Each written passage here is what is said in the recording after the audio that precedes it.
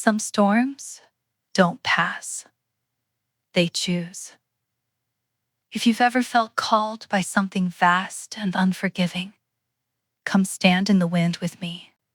The storm arrived, without clouds. The sky above the coast darkened as if a hand had passed slowly across the sun, draining the color from the world. Wind rose from nothing, sharp and cold, carrying the smell of salt and iron. Waves along the cliffs recoiled, then surged higher than they had any right to. The elders said it had been centuries since the storms came this way. The old songs said long. Elira felt it before anyone else noticed. She stood on the cliff path above the sea, braids snapping against her back, breath caught halfway between fear and awe. The air vibrated, low and constant, like something enormous breathing just out of sight. Her mother's voice echoed in her memory. When the storms return, don't run. They don't chase what belongs to them. Lightning flared, not downward, but sideways, stitching the sky together in burning silver. And in that impossible light, Elira understood something with terrifying clarity. The storm was not arriving. It was waking up. Stonehaven clung to the cliffs like a stubborn thought. Low stone houses crouched against the wind, roofs weighted with slate and rope. Salt had eaten every surface smooth, rounding sharp corners into something older and humbler. Nets hung drying along the paths. Bells tied to doorposts chimed softly, warning of rising gusts. Villagers gathered as the sky dimmed. Too early, someone muttered. Wrong season, said another. The storms don't come here, a third insisted, as if repetition could make it true. Elira stood apart, fingers curled into her palms. The wind tugged at her cloak like it wanted her attention. Then thunder rolled, not overhead, but beneath, vibrating up through the stone itself. The sea far below answered. Stonehaven's bells rang wildly. The elders called her inside the longhouse, as rain began to fall in heavy, deliberate drops. It smelled of smoke and old wood and fear. They circled her slowly, eyes sharp despite their age. One of them, Elder Vielle, held a shallow bowl filled with dark water that rippled even though no one touched it. You feel it, he said. Not a question. Elira lifted her chin. Yes. A murmur passed through the room. Vielle dipped 2 fingers into the bowl and brushed them across Elira's wrist. The water burned cold. A thin line appeared beneath her skin, faintly glowing, branching like lightning trapped in flesh. The elders recoiled. She's marked, someone whispered. Elira stared at her arm, heart pounding. The line pulsed once. In the distance, thunder answered. They told her then. Not everything, elders never did, but enough to shatter the shape of her life. The storms were not weather, they were beings. Ancient, vast, bound to the world when it was young and angry and unfinished. They moved where they were needed, where land and sea and sky slipped out of balance. And they did not come alone. They chose anchors. Human minds and bodies strong enough to hold a fragment of their will, to speak with thunder in their veins and wind in their bones. Stormbound. Your bloodline once carried them, Vale said quietly. Before we learned to fear what it cost. Elira thought of her mother's warnings, her silences, the way she always looked at the horizon during storms, jaw tight with something unspoken. Where is she? Elira demanded. My mother. Vale's gaze dropped. Gone, he said. Chose the storm, or was taken by it. History depends on who tells it. The longhouse creaked as wind pressed against its walls. Elira felt the mark flare again, hotter now. Then it's choosing me, she said. No one contradicted her. They tried to stop her from leaving. They failed. Elira ran as the storm finally revealed itself. Clouds boiled upward from the horizon, towering impossibly high, their undersides glowing with internal lightning like veins of molten silver. Wind screamed now, tearing at the land, flinging spray and sand into the air. The sea rose to meet it.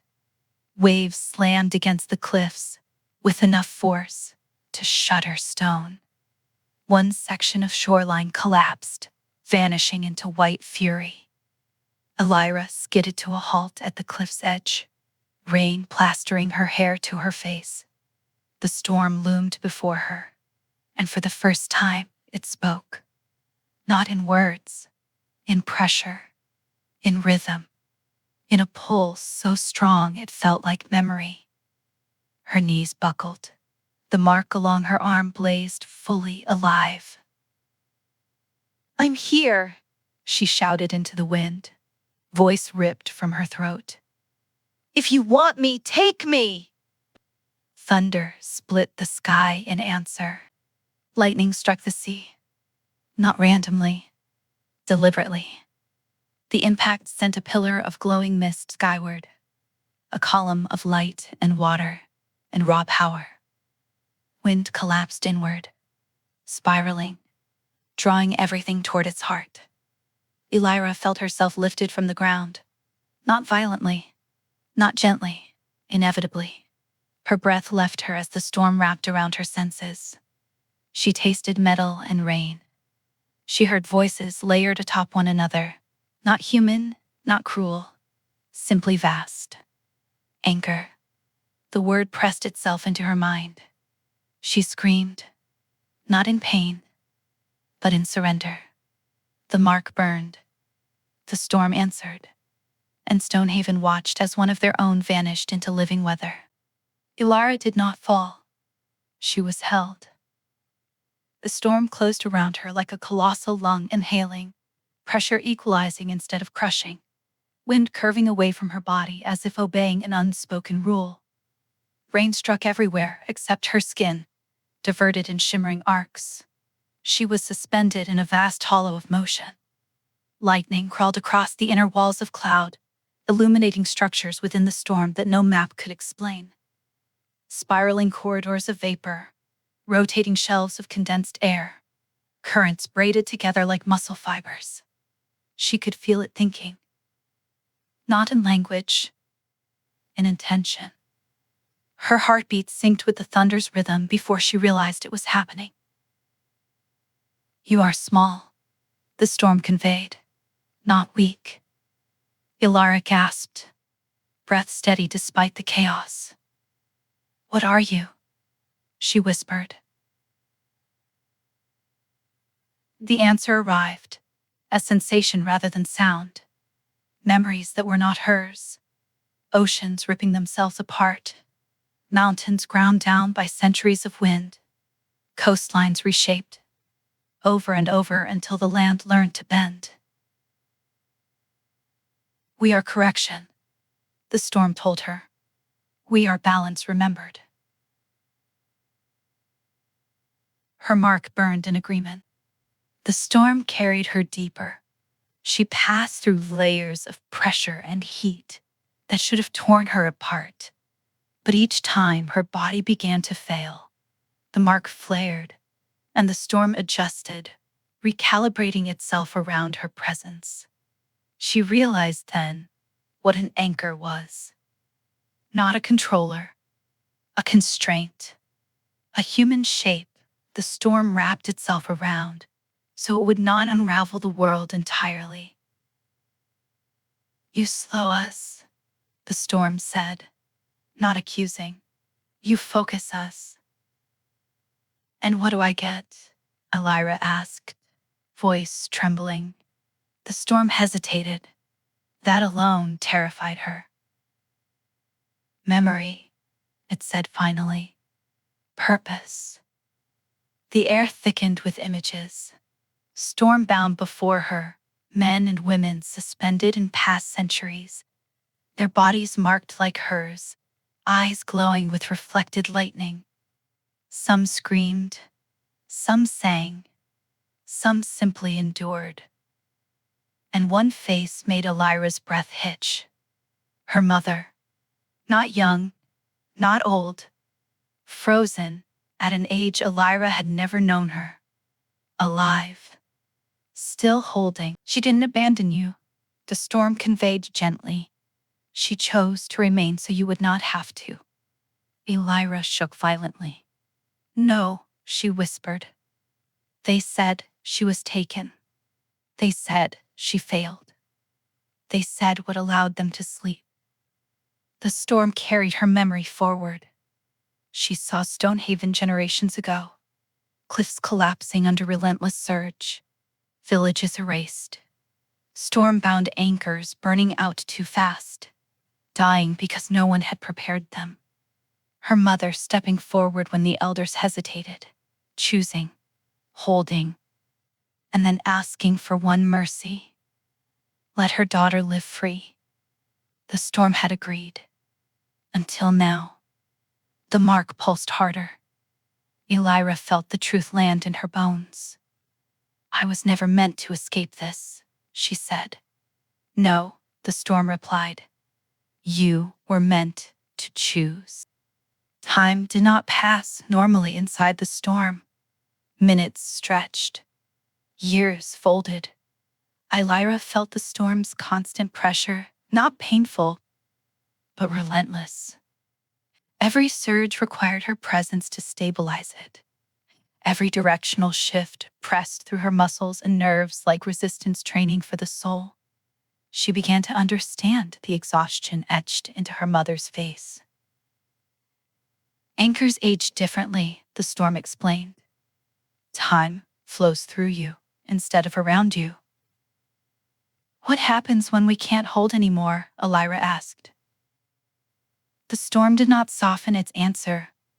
"We break the land." Images flared. Cities flattened. Forests scoured bare. Coastlines erased in hours. "Then let me go," Elira said fiercely. "I won't be your leash." The storm trembled. "You misunderstand," it replied. "You are not restraint. You are translation." She felt it then, the way her fear, her love for Stonehaven, her memory of hands and voices and laughter, subtly redirected the storm's force, nudging it away from annihilation and toward release. Not stopping destruction, shaping it. Her breath shook. "This is killing you," she whispered. "And saving you," the storm answered. The storm carried Elira to a place of stillness at its core. Here, lightning coiled slowly, like resting serpents. Wind spiraled without violence. It felt like the eye of a god holding itself together. Her mother stood there. Not physically, not entirely.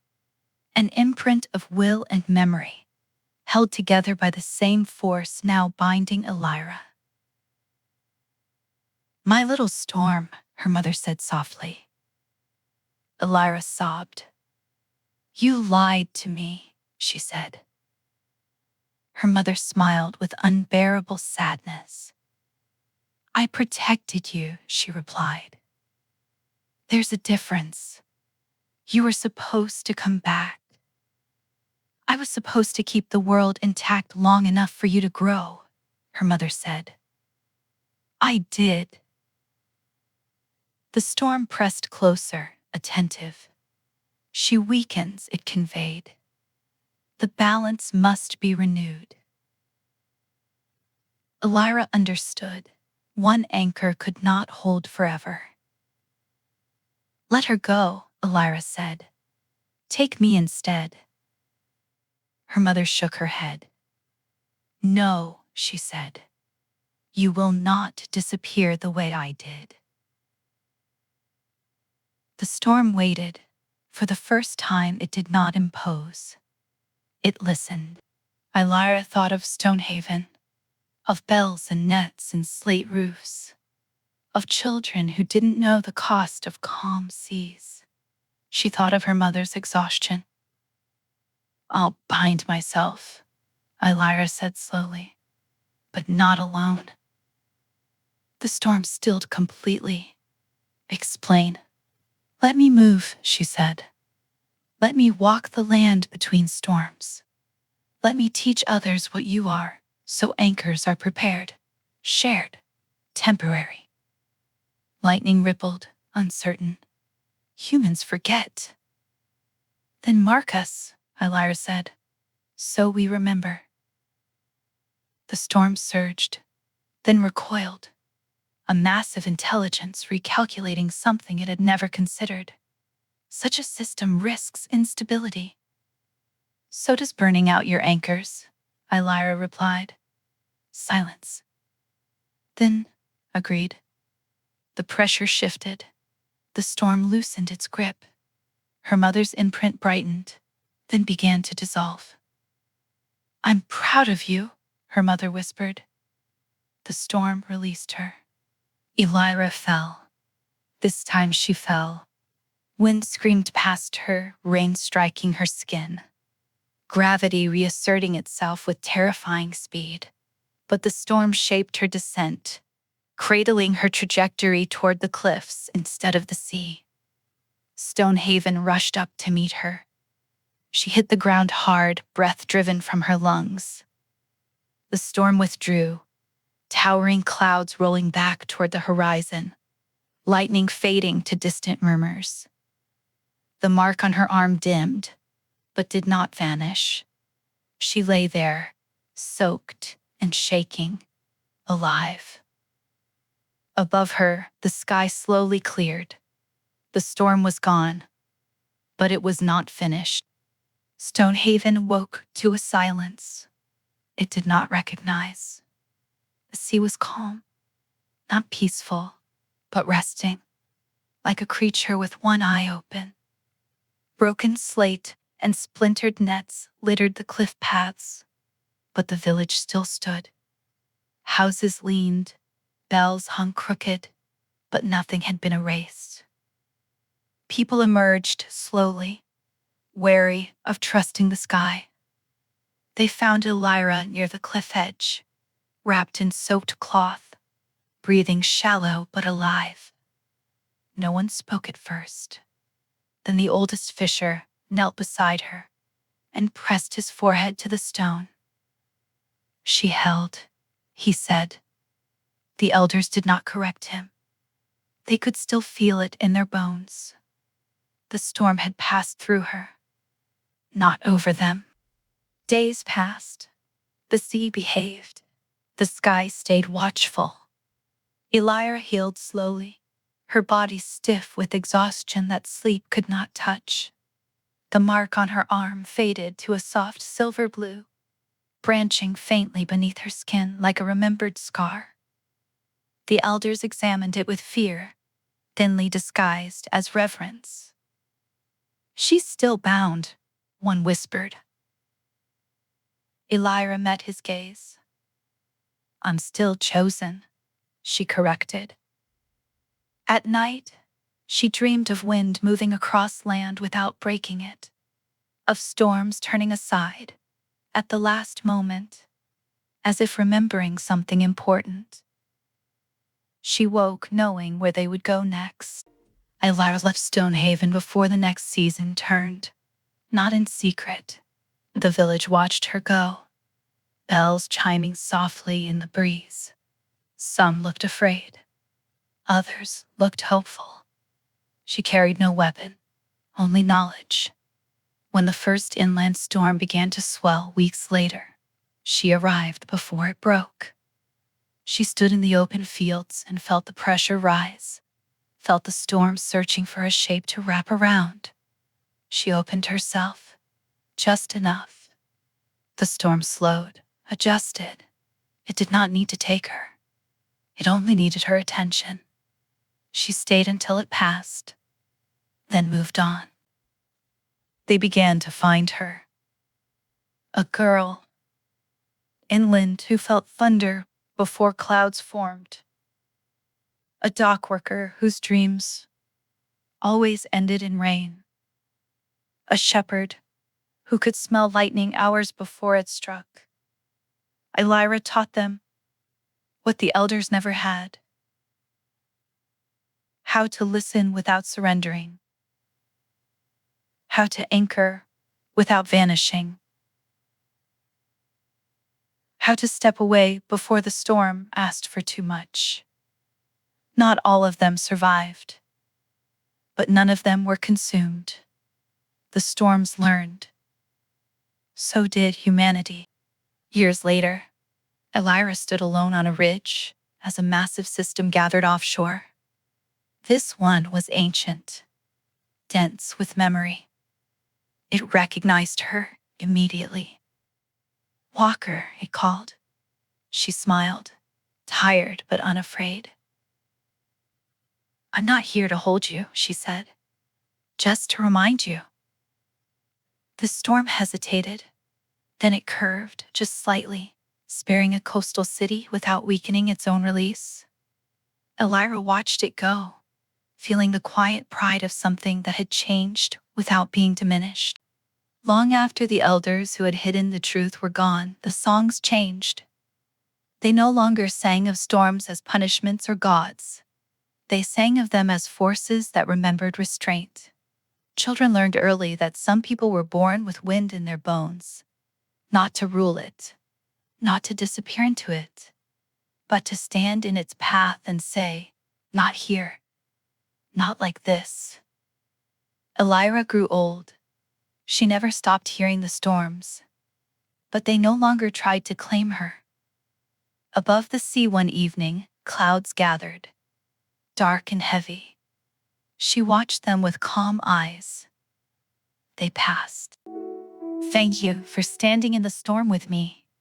Some forces can't be stopped, only guided." If this story stayed with you, I'd love to hear what part held you the longest. And if you want to keep walking between worlds like this, don't forget to subscribe and come back soon. Until next time, listen carefully to the sky.